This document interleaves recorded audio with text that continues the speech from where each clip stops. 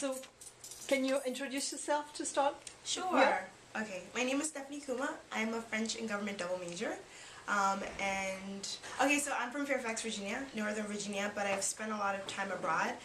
So I was in England for a while, and then most importantly, I was in Djibouti. And I was in Djibouti for 3 years, and that's when I began to learn French. So, Stephanie, can you tell us a little bit more about the classes that you took at William and Mary that, help you make the choice to become a French major? Sure. So I took French 212 when I was in my spring semester of my freshman year, and it was my first Francophone literature class.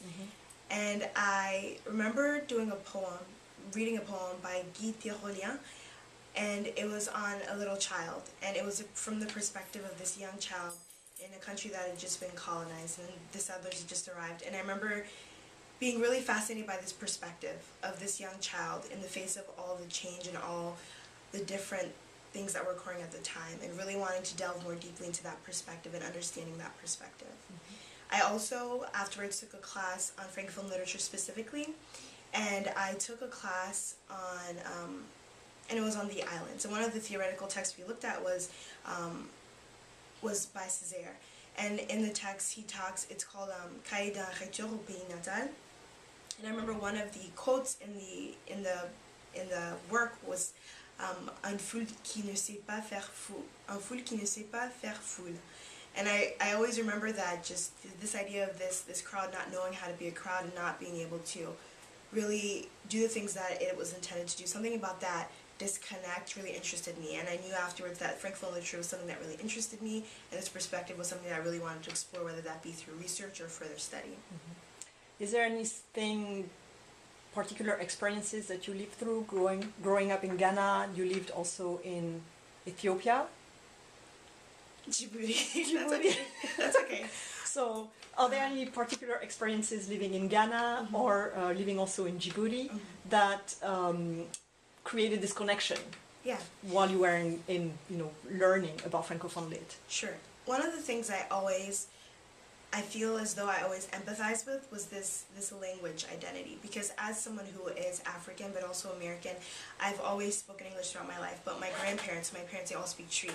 And so for me it's always been very interesting, because I feel as though I understand why language is so linked to someone's identity. I understand, the importance of the language you speak and how that shapes the person you are, that shapes your identity. And so when I read about these Francophone authors and the dilemma they face in choosing to use French versus choosing to use their native language, while their struggle is, a lot different from mine, something about that seems familiar. And it, for me, encourages me to explore further, what it means to speak a language, and why you speak a language, and why you decide to speak the language you do, and when you don't have that decision. And all these issues are things that really interest me within Francophone literature.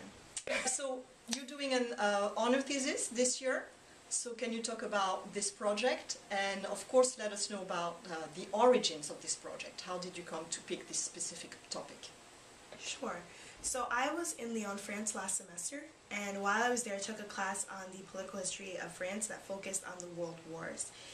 And for me it was very interesting, because the professor constantly would emphasize the fact that it was the World War and how this was something that affected the whole world, and yet the class was very Eurocentric. It focused on, the consequences of the war to European countries, how it affected European countries, and I felt as though the sense of being a world war was lost, because there was no emphasis on, the participation of the African soldier, the Middle Eastern soldier, and I questioned this.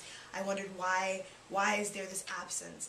And at the same time, it was interesting because the revolution was occurring in Tunisia, and to have these images and these representations of violence and of madness that were depicted throughout the media of, something that was happening in Tunisia, I think for me the culmination of both these experiences kind of led me to question, how war, how conflict is represented, and how that is affected by the way we look at it. And so for me, I really wanted to participate in a piece of research that would allow me to really look at the representation of war from the Francophone perspective, as opposed to from a perspective that's been given to me. And so looking at through literary texts, looking at war through the perspective of those who have to suffer, those who have to live through it, those who have to experience it.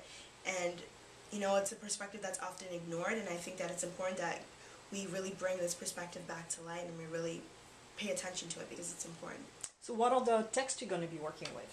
So I will be working on 4 texts, and I really wanted to choose these texts because they really look at the different dimensions of the Francophone perspective. So the first one, I'm going to look at Senghor, and then I'm also going to look at Rari Manan, and Leila Sebar, and also Slam Koltuna Manie Dayamanka.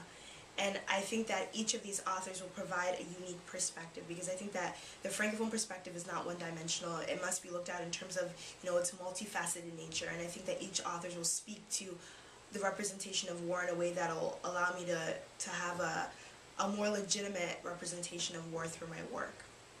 And then, do you have any specific plans for next year, or what's going to happen after you're done at William and Mary? Okay, well, next year I'm hoping to go back to France. I've applied for the French Teaching Assistantship Program, and so hopefully I'll be teaching French for a year.